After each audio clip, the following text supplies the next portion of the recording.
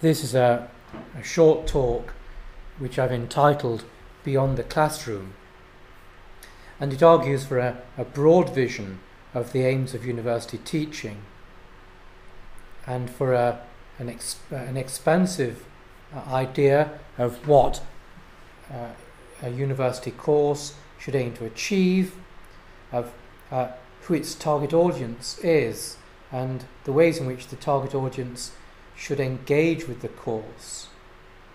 I'm arguing for a very broad understanding of the geographical and temporal reach of the ideal university course.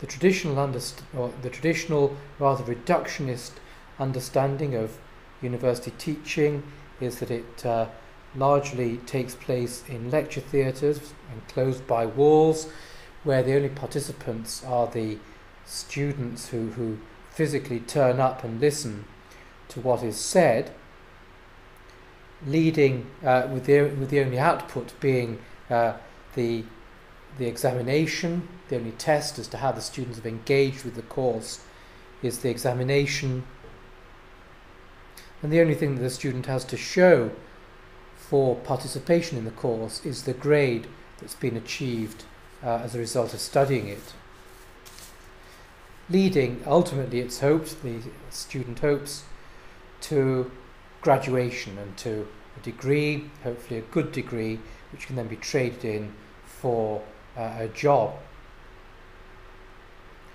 Now, where it's quite reasonable for many students to think of most of what they do at university in these terms, but it's not reasonable for this to be taken as the ideal university course or as what should be aimed at as part of university teaching.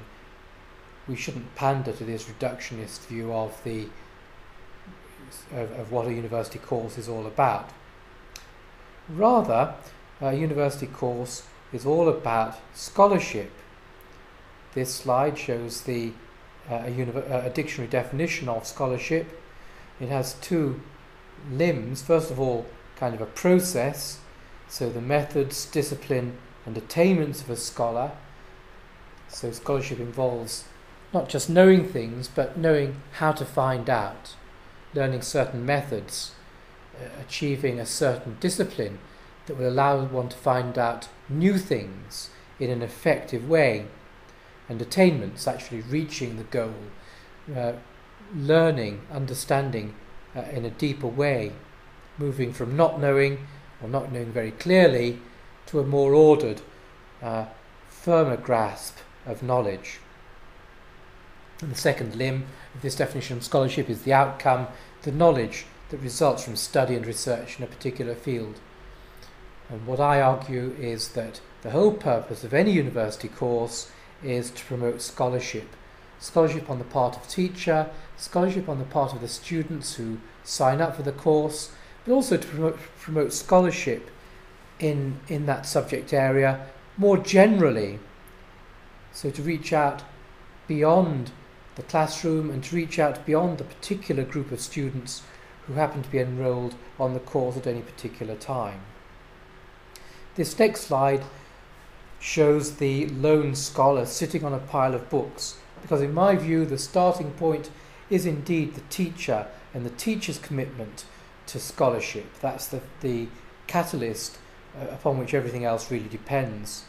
So it's the teacher who aims to understand the subject matter, and then because he wants to help others to understand the same subject matter and to develop their knowledge and understanding of it, then he teaches them the central concepts, gives them a map of the subject area as it's traditionally conceived, helps them to understand the fundamental ideas that organise the whole discipline or the whole subject area.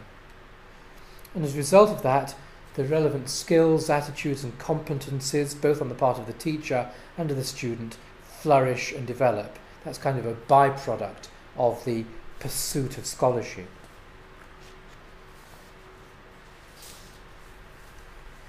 So this next slide, which shows an artist teaching a group and looking at their efforts, That really, I think, is a large part of what should be going on in a course. A teacher who in a certain sense is a master, who already knows quite a lot, who already knows how to pursue this, to be a scholar in a particular field,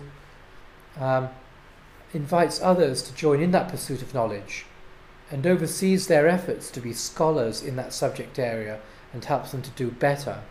That, I think, is a good model for what goes on within any university course, or what should go on. So the course is central. The course is important because it's the locus or the place where people interact in this relationship, the purpose of which is the pursuit of scholarship in a particular area. And the result is that the university course results in a community of learning, a community of scholars who, which potentially is anyone with an interest in that subject, starting, of course, for obvious reasons, with the people who, after all, have paid to take that course, but going beyond them to include, for instance, former students who retain an interest in that subject matter, students who may have gone on to postgraduate study in that subject area, or students who simply have a professional or intrinsic interest in the subject area, and indeed all others, potentially a worldwide community of scholars. That is the geographic reach, going far beyond the classroom, and the temporal reach is not just the particular year group, but it's everybody. You can stay involved in the course for the whole of your life, or for so long as the course continues to exist and there's still a teacher who's willing to teach you and who you're willing to follow. In terms of process then, what does the teacher do? Well, this slide says that first of all the teacher introduces students to the subject area, helps them first of all to understand its broad concerns, its conceptual underpinnings, and then gives them an introduction to the main components of that subject area as it's normally understood. So that's the introduction. And then the second stage is where the students become personally involved and engaged, because the teacher sets them meaningful tasks, asks them to engage in certain tasks of scholarship, like in the case of a law subject, perhaps ask them to write an article or a case note, and then comments on them, helps the students see, gives the students a master's eye view of how they've approached that task, and gives them insights into how they can perform it in a more effective way in the future. And discussion, because of course little by little students become more expert, and the relationship between teacher and student hopefully becomes, in a certain sense, more one of equals. In any event, students benefit, of course, from discussion with each other. And then, finally, as students have become expert in the subject area, then we move to the third stage, where the focus is much more on that ongoing collaboration in terms of scholarship, discussion among equals, and commitment together to pursue greater knowledge of that particular subject area. So that this community in the end becomes a community of equals, where everyone is in a certain sense a master of the subject area, each with their own particular contribution to make. And then this is where we come to the next idea, the idea of open access, of the tools that are available to reach out beyond the classroom. And certain of these Web 2 technologies make it easier, first of all, for teaching current students to take place outside the classroom, but also for the teacher to reach out in that broader geographical and temporal way to everybody, everywhere, who has an interest in the subject. And the usual suspects, of course, are available and can be used very effectively. Podcasts in which teachers record lectures of the core ideas so that students can keep reviewing them. A blog in which teachers write down their ideas about subjects, or in which students document their growing understanding of a particular subject area. A wiki used as a way of coordinating knowledge of specific subject areas, perhaps collecting together blog entries in an orderly way.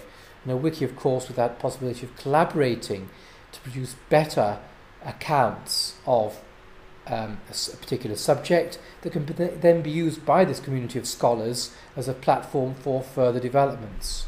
Twitter, in which the teacher or students can give a shorter, more lively account of new things they've learned, new efforts that they're making in this pursuit of scholarship. And of course, open access is also facilitated by the ability to publish scholarly work in an open access way, perhaps through open access journals or through platforms like SSRN or bPress, or the ability to self-publish textbooks or e-books, again is a way of circulating knowledge and understanding within the community and beyond the community that's been established by the teacher who set up the course in question. Then we think about the programme. How does the course fit into the programme? And of course a programme such as the LLB is a collection of courses, and no student within the 3 or 4 years of the programme can engage with every course in the full way that I've described here. So the programme gives an introduction to a broad array of courses, and a student might well only engage fully with any one of them, or of course even with none of them at all. Nevertheless, the courses somehow or another combine collectively to provide something that's unified and deliver a set of overall programme outcomes. And so the course doesn't stand alone. It has to make its contribution to the programme. And then finally, the course and the university. Well, really, imagine a university where every course is the sort of flourishing community of scholars that I've just imagined. Clearly, that university is going to be meeting its social and economic and intellectual commitments in a very full sort of way. And that's the end of this presentation.